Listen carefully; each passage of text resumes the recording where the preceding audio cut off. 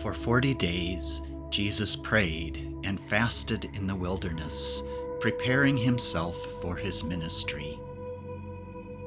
Before tackling the monumental tasks of his life, he stripped away everything except God, emptying himself of all else until he was full of God.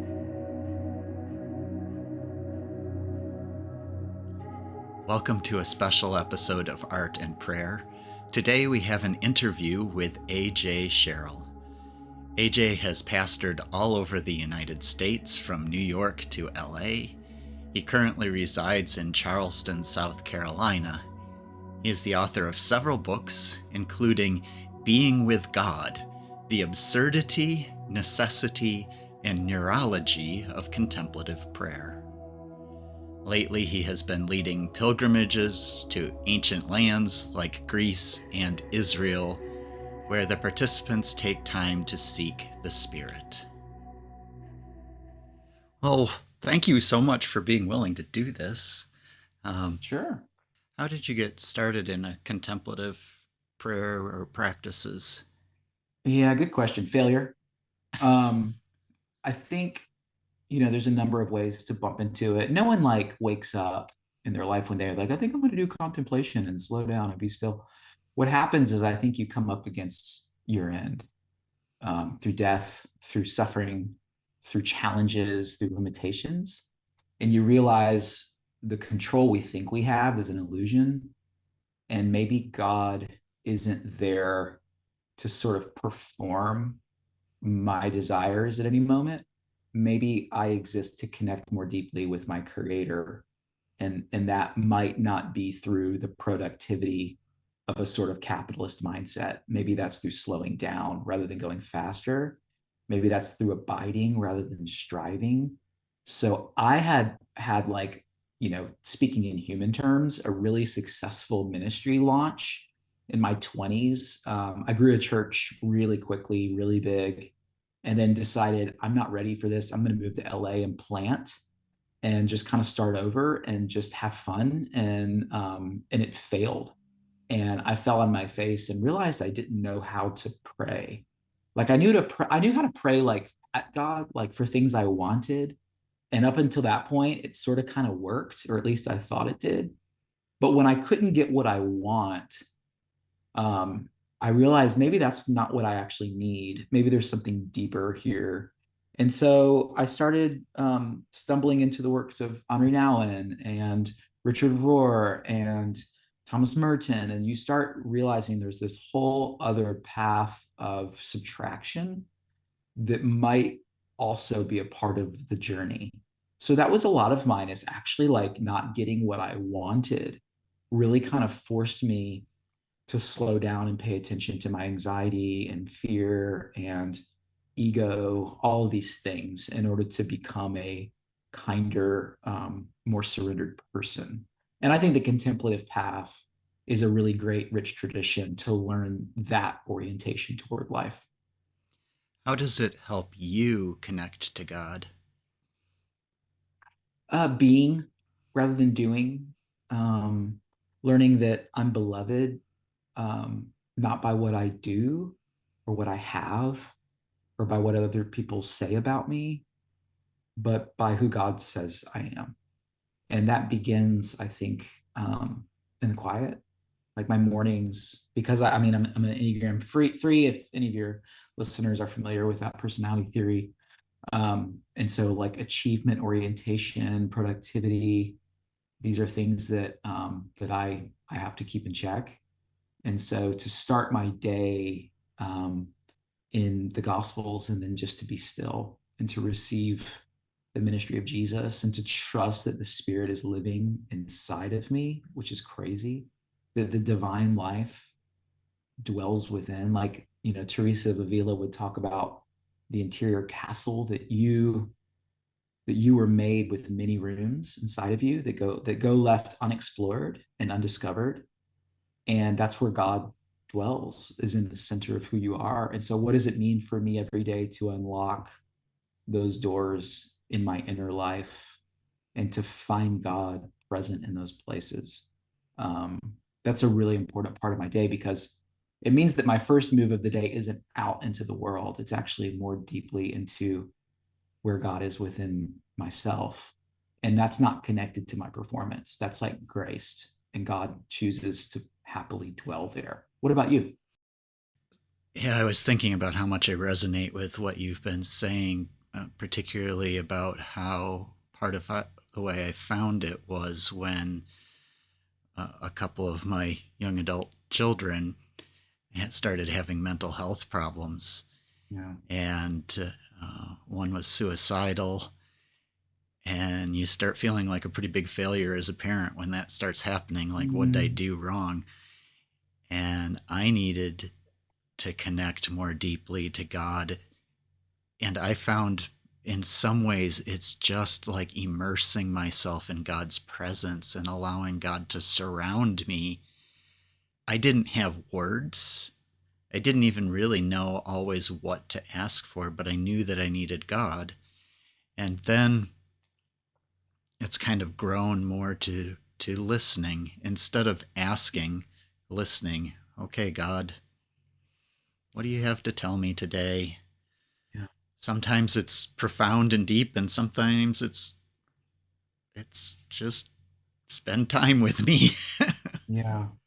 I wonder if a lot of the contemplative path is really learning to be a child again, where we don't, like, words are welcome, but they're not necessary. Like, we actually don't have the vocabulary anymore to like create, make it happen. It's like it's so vulnerable of saying, when my daughter was one, she would we lived in New York City at the time, and I'd come home to our tiny apartment, and she would look at me and go, I don't know what, she'd go up. She'd go up. She wanted me to pick her up. And that's the only thing she would say, and then just embrace. And it was just this notion of, when we pray in this way, it's almost like just surrendering into total vulnerable love, and with all the brokenness and shattered things in our life, like, we're sort of held in that. Like, we don't have to fix that right away, but we know that we're not alone in it. That we kind of rediscover that there's a creator that is present with us in whatever it is that we're facing, and I think wants to call us beloved. And I'm not sure that always fixes our problem. I think it re-narrates what our greatest problem is, which is autonomy. Our greatest problem is not that we have problems. Our greatest problem is that we think we can fix them alone, and that it's on us to do so. So, so I think to begin there in the day is a really good place, healthy place to be. There's this great story of this peasant who, you may have heard of before, that was in a cathedral, and in the morning, in this part of the chapel, there's a stained glass window, and the peasant is just staring at the stained glass window, which is an image of the crucifixion. And especially as someone who loves Visio Divina, this will connect with you. The priest will come in and say, "Why all day long, this peasant would just sit there and stare at this window." The priest was like, "Why do you do that? Why do you just stare at the window?" And the peasant said, "Well, I look at him, and he looks at me, and we are happy." And it's just that sense that somehow, like, eternity, like, catches up to us and inhabits us when, like, we allow ourselves in time to just be with God. This interview with you is going to come out at the start of the Lenten season. And wondering what advice you would give to someone who may be new to contemplative practices or Mm. centering practices. What advice do you give them as they're beginning? You know, um, the desert is really about subtraction. And if you've ever walked a desert, so I feel this especially when I'm in, like, the Negev or near the Dead Sea. You feel so vulnerable, because you don't have the comforts we've begun to always rely on to make us feel like soothed and safe. I don't think we realize just how like insulated our lives have become. And the desert actually strips you away from all of those sort of little things that we've begun to rely on that aren't God. They aren't bad. They're just not God. And Lent is that reminder that Jesus goes into the wilderness and strips himself of all that is not God.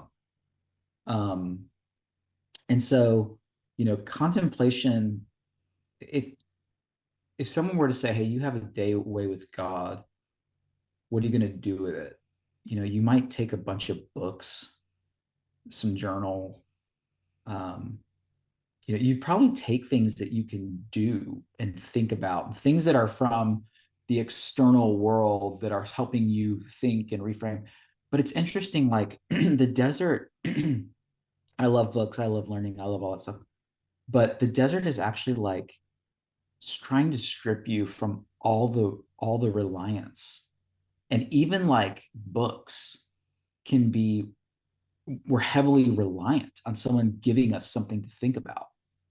And so contemplation for the season of Lent, I would encourage people that are new to do like micro doses of like silence, whether it's like filling in the cracks on your way to work and just choosing to not listen to the podcast, um, or whether it's like 3 minutes, right after you get up, right when you drink your coffee, or even getting rid of coffee, whatever, just allowing yourself to not do anything and to not allow yourself to like ingest a bunch of stuff, to just sit there and to just be still, and to make peace with, to trust, like you talked about, sometimes not feeling God.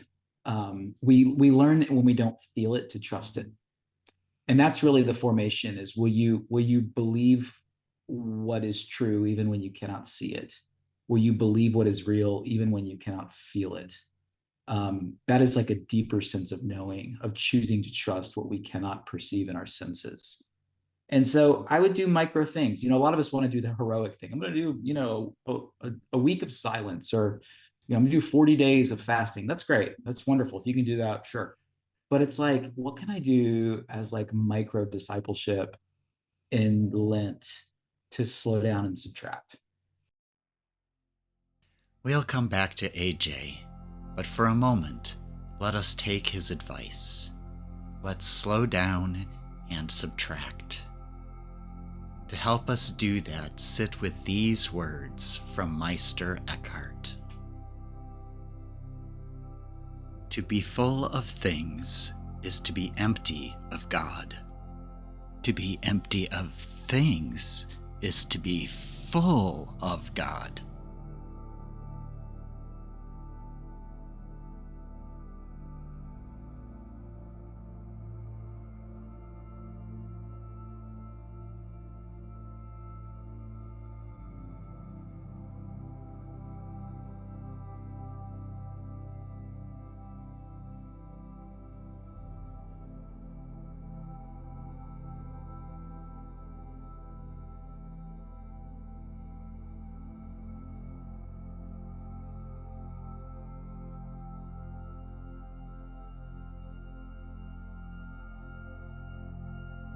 Our painting today is Ivan Kramskoi's Christ in the Wilderness.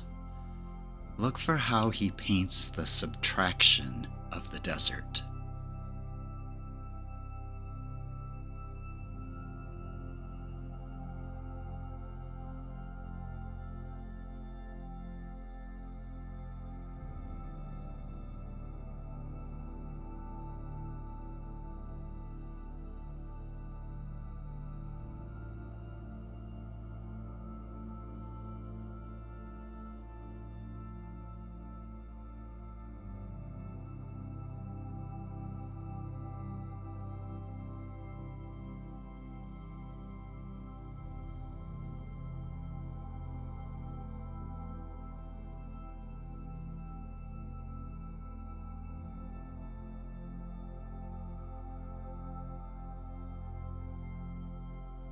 How has the artist stripped away our sense of security and forced us to confront our vulnerability.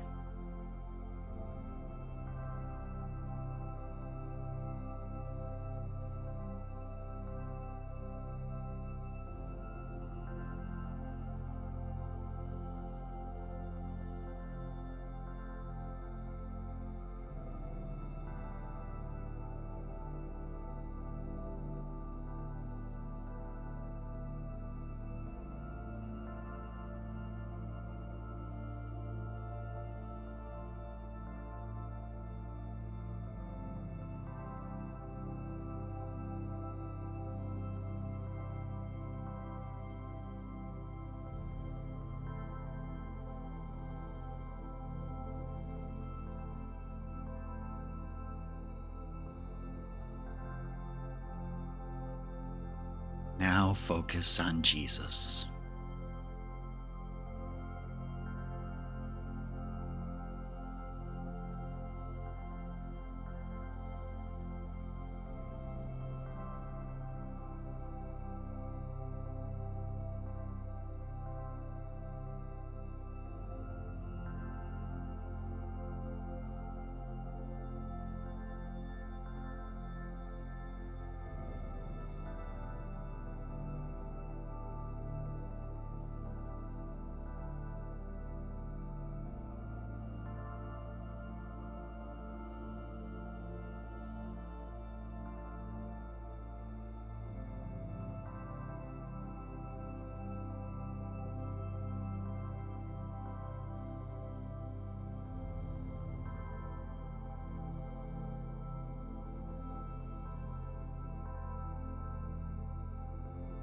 Look at him and know he looks at you.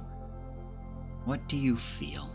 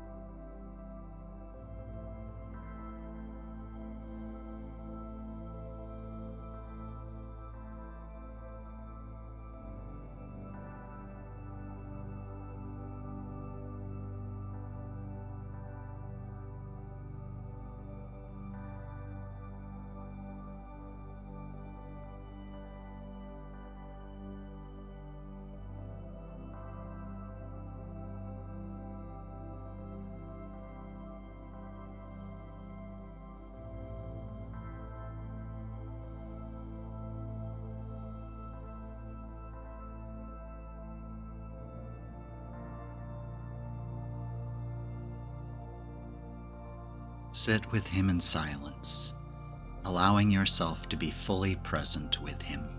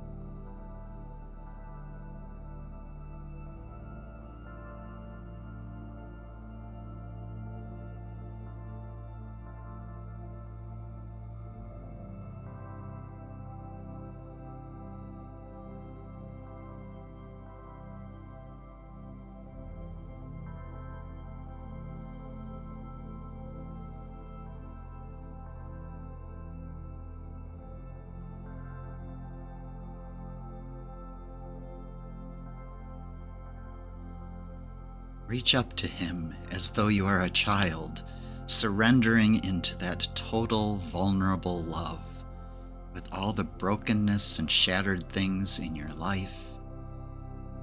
Be held.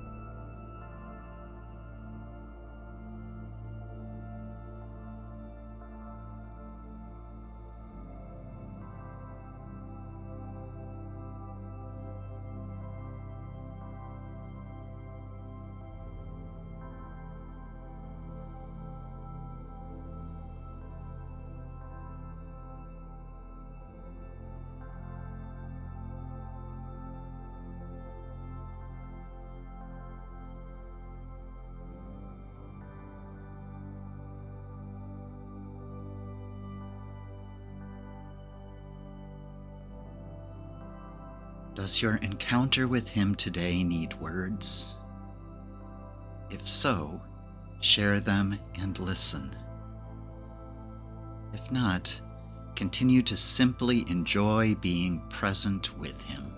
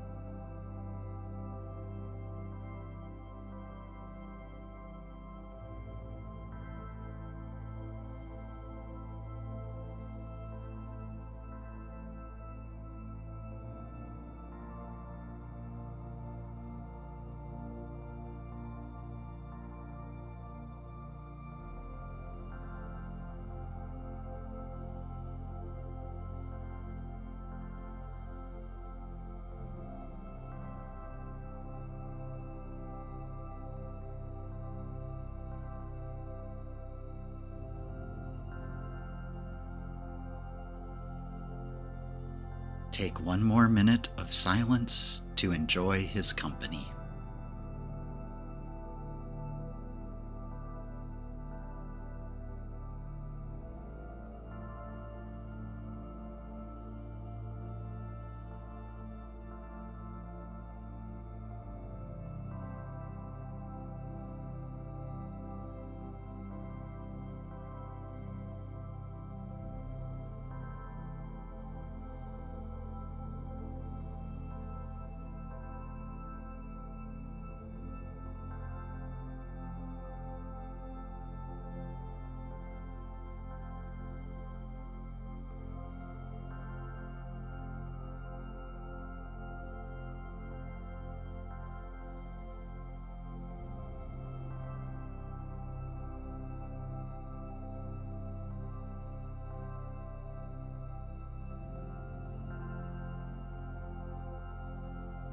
I invite you to finish up your time of prayer.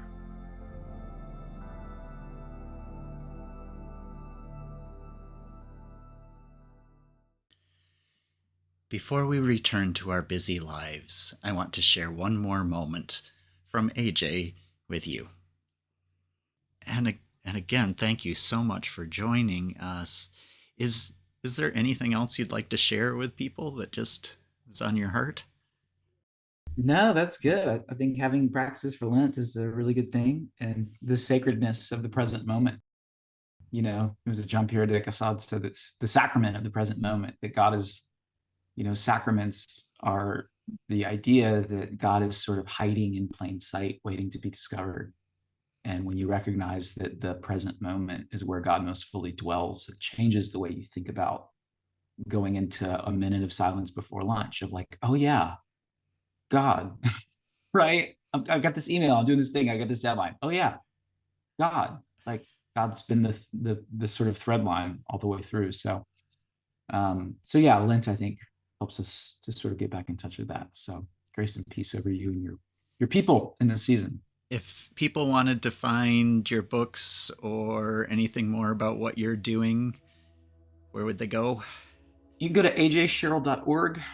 It's 2 R's, 2 L's, ajsherrill.org, or just Amazon search would do the trick. I pray that our time with AJ and your time with God were holy time today.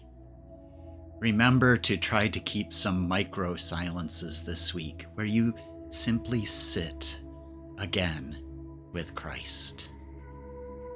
Until next week, be blessed.